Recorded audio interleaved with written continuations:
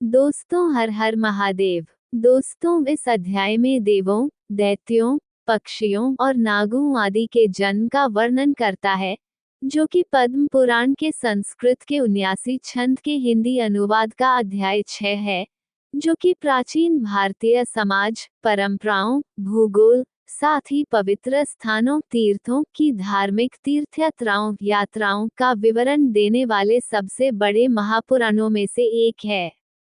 ये पद्म पुराण के सृष्टि खंड सृजन पर अनुभाग का 6ठा अध्याय है। अध्याय 6 देवों, दैत्यों, पक्षियों और नागों आदि का जन्म। मूल खंड 1 सृष्टि खंड सृजन पर खंड। भीष्म ने कहा, हे राजन, देवताओं, दानवों, गंधर्वों, नागों और भूतों के जन्म के विषय में मुझे विस्तारपूर्वक और विधिपूर्वक बताइए।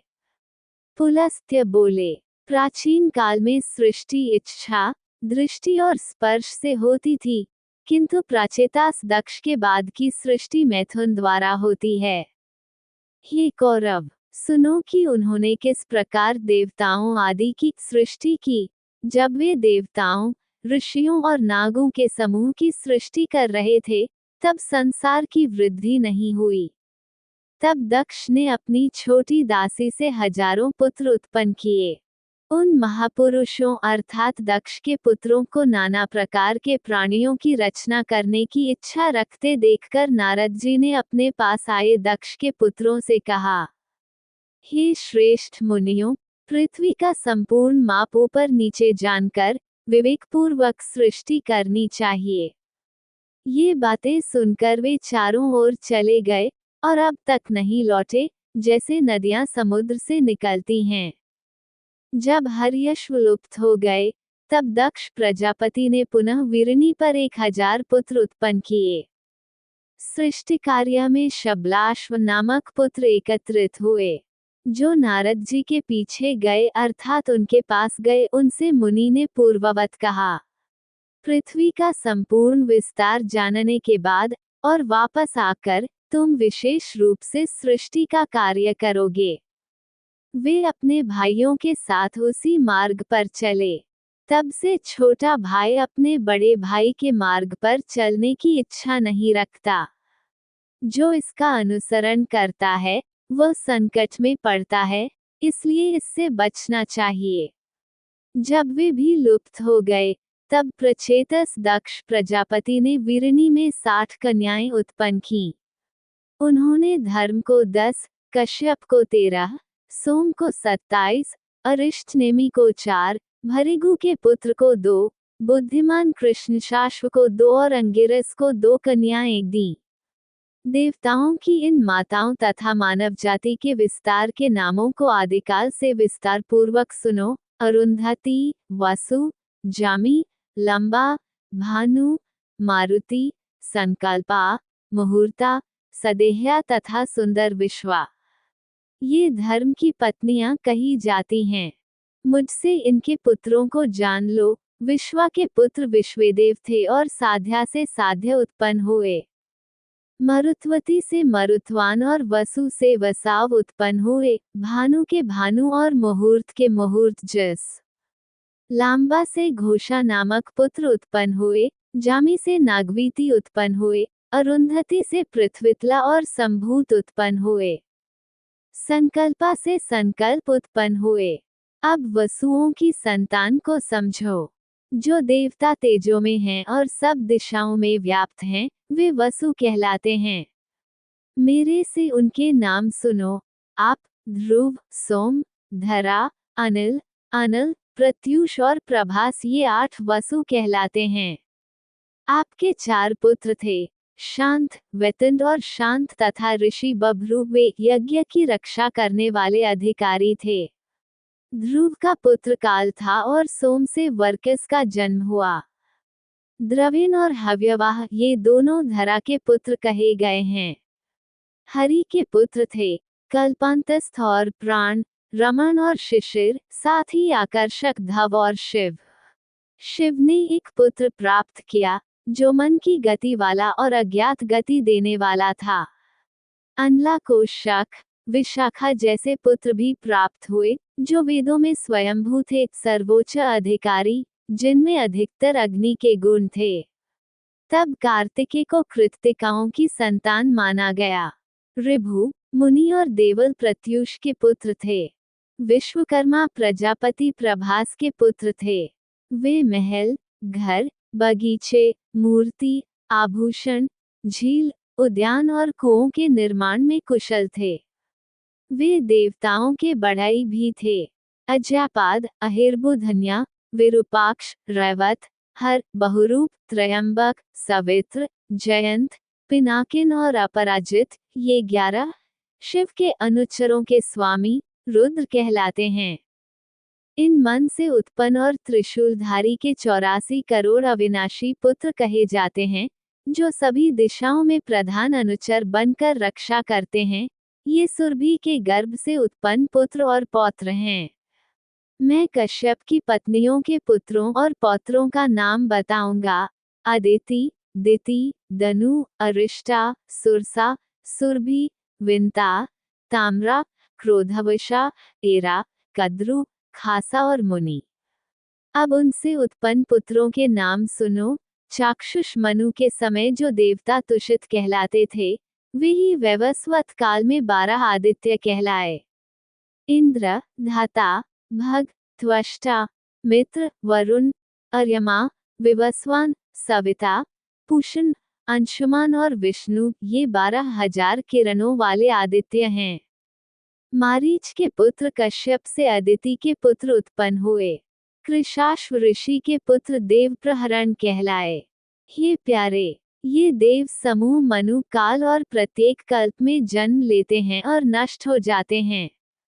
हमने सुना है कि दिति को कश्यप से 2 पुत्र मिले, हिरण्यकशिपु और हिरण्याक्ष। इसी प्रकार हिरण्यकशिपु के 4 पुत्र उत्पन्न हुए, प्रहलाद, अनुह्लाद, संह्लाद और वाद। प्रहलाद के पुत्र आयुष्मान, शिबी और बाष्कली थे। चौथे पुत्र का नाम विरोचन था। उसका पुत्र बलि था। हे राजन, बलि के 100 पुत्र थे, जिनमें बाण सबसे बड़ा था, तथा धृतराष्ट्र, सूर्य, विवस्वान और अंशुतापन भी थे। निकुंभ, नामगु, वक्ष, कुक्षी, भौम और भीषण आदि और भी कई पुत्र थे, किंतु सबसे बड़ा पुत्र बाण ही गुणों में श्रेष्ठ था। बाण के पास सहस्त्र भुजाएं थीं, वह सभी प्रकार के अस्त्रों का प्रयोग करने में निपुण था। उसकी तपस्या से प्रसन्न होकर त्रिशूलधारी हिरण्याक्ष उसी के नगर में रहता था, और उसका महाकाल होना भी महान माना गया। हिरण्याक्ष के पुत्र का नाम अंधक था। भूत संतपन और महानाग भी उसके पुत्र थे। इनसे 77 करोड़ पुत्र और पौत्र उत्पन्न हुए।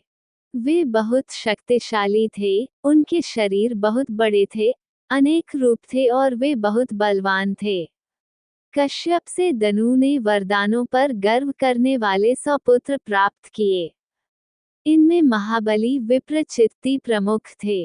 अन्य थे द्विरष्टमूर्धा, शकुनी, शंकुशिरोधर, अयोमुख, शंबर, कपिल, वामन, मरीचि, मगध और हरि।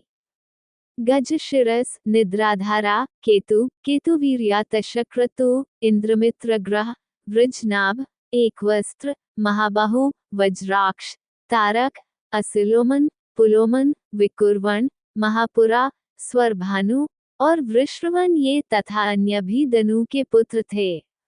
सुप्रभा स्वरभानु की पुत्री थी और शची पुलोमन की पुत्री थी। माया की पुत्रियां उपदानवी, मंदोदरी और कुहु थीं। वृषवन की पुत्रियां शर्मिष्ठा, सुंदरी और चंदा थीं।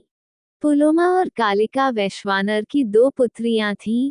मारीच की अत्यंत पतिव्रता पत्नी के कई बच्चे थे। प्राचीन काल में इन दोनों से 60,000 दानव उत्पन्न हुए। मारिक ने पोलोमा और कालखंज को जन्म दिया। वे हिरण्यपुर में रहते हुए ब्रह्मा से वरदान प्राप्त कर मनुष्यों द्वारा मारे जाने में असमर्थ थे, किंतु अर्जुन द्वारा मारे गए। विप्रचित्ति ने सिहिका पर 9 पुत्रों को जन्म दिया।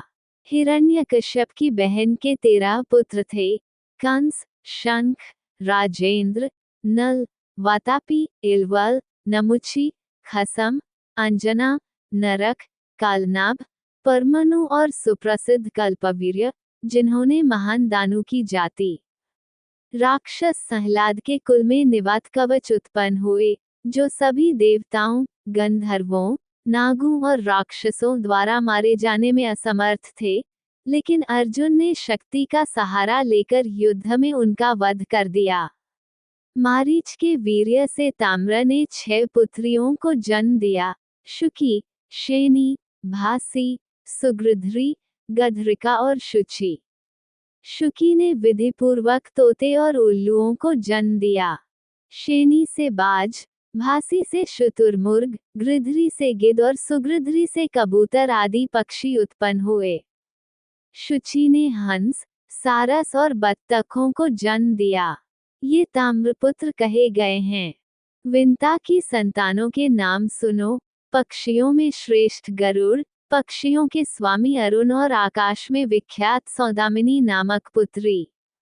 अरुण के 2 पुत्र थे, संपाति और जटायु। संपाति का पुत्र बभ्रू था, जो बहुत तेज और प्रसिद्ध था। जटायु के प्रसिद्ध पुत्र कर्णिकार और शतगामिन थे। उनसे असंख्य पक्षी पुत्र और पौत्र उत्पन्न हुए। पहले सुरसा में 1000 नाग उत्पन्न हुए थे।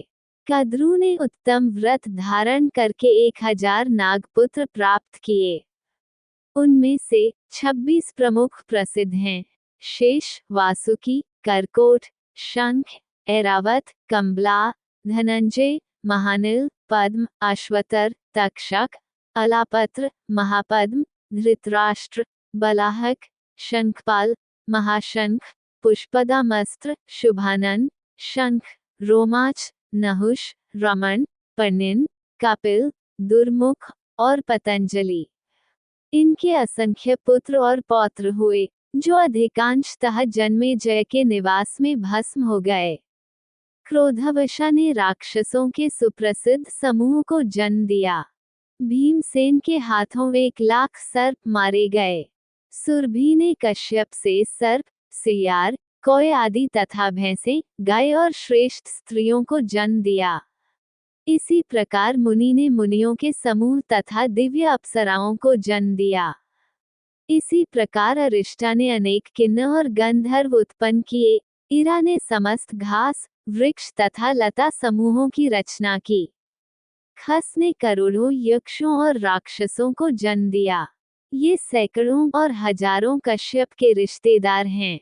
ये भीष्म, ये सृष्टि स्वारोचिष नामक मनु काल में हुई मानी जाती है। तत्पश्चात हे धर्मज्ञ, दिति ने 49 मरुतों को जन्म दिया, जो सभी देवताओं को प्रिय थे।